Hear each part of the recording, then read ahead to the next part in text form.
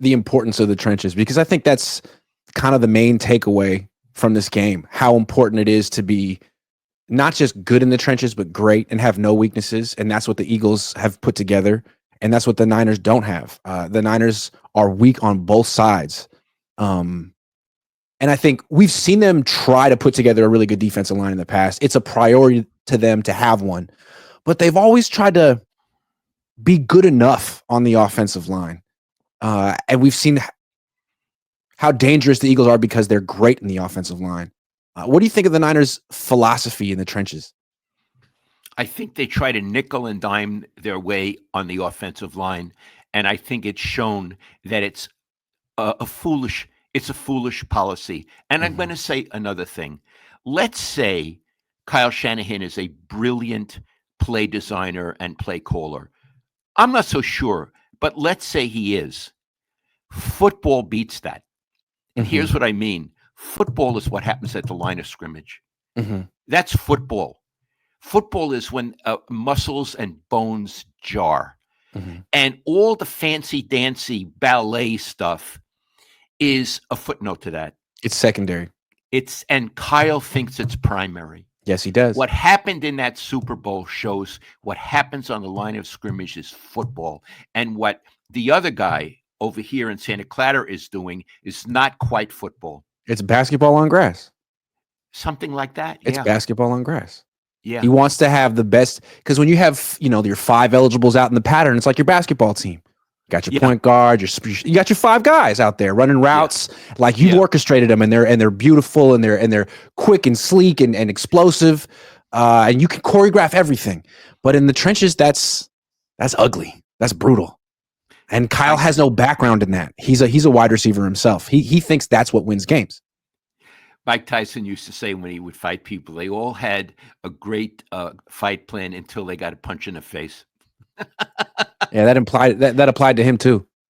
It applied, boy, did it apply to him, but it applies to the 49ers. They have a great plan. They got all these guys until they get punched in the face on the line of scrimmage. And what's great about the Niners, I mean, Chris Forster, you've heard him talk. He would talk once a week, the offensive line coach, and he would just give sermons on football. You'd ask him, like, what's up with you guys not really investing much in the offensive line? Kyle would avoid the question. Chris Forster would just launch into it. And he's like, well, we feel like you just need starters on the offensive line. I mean, you can find starters in rounds 3, 4, 5, 6. And with a coach like me, I can coach them up. He didn't say that part, but that's what's implied. He said, what we want to do here is invest in people who score touchdowns. And if that's the offensive line coach saying it, then the Niners are going to stick to it. No. He said it because that's Kyle's philosophy. True. He's not going to go out and say, I disagree with Kyle. This guy's wrong. Who do you think he is? Been coaching for 20 years more than him. You won't listen to me. So he's trying to save his job, Iggy. True. So he gives the party line. Who knows what he really thinks?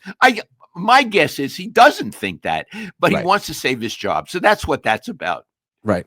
But I think it's so Kyle's philosophy is good enough on the offensive line, great players who score touchdowns. That is not the Eagles' philosophy. That is not Howie Roseman's philosophy. Howie Roseman's philosophy seems to be much more mature. The number one thing they have to do as an organization is protect their quarterback, and everything else comes after that.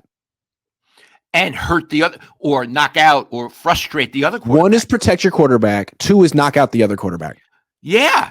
And what he's talking about is, in a game of men, man-sized football.